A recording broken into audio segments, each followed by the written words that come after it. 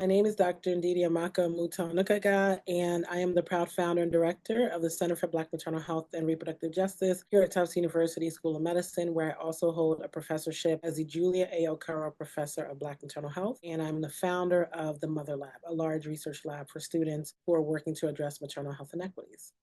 Birth should be a place of joy and restoration and happiness, and it should not be a place of trauma, fear, and death. Personally, I've experienced the loss of friends who should frankly still be here to raise their children. One, when I was a 16-year-old girl growing up in Trenton, New Jersey, a very under-resourced urban community. One of my friends had a baby, and I remember going to see her in the hospital, and she didn't look too good, and she ended up dying probably 2 days later from complications of lupus. Having such a close friend die at a very young age kind of shook me in my teenage years. And then fast forward, I went on to do my postdoc. One of my colleagues, Dr. Shalon Irving, also died from preventable complications. She had just given birth to her first child, but it was too late. Losing a colleague as an adult and a friend as a child really cemented that this was the calling that I should be doing. And then I had already trained as a maternal child health scientist. My PhD is in maternal child health, and I initially was doing infant mortality, and then adding the personal layer to the story cemented my research. I sit on the Massachusetts Maternal Mortality Review Committee, where we're going through each case of maternal death and wondering, was this death preventable? Did racism contribute to this death?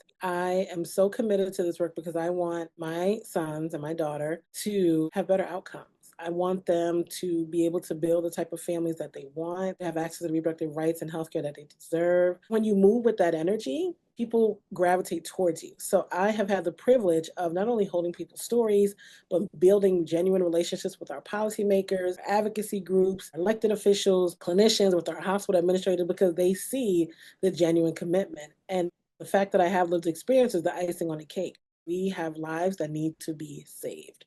And that's what gets me out of bed every day.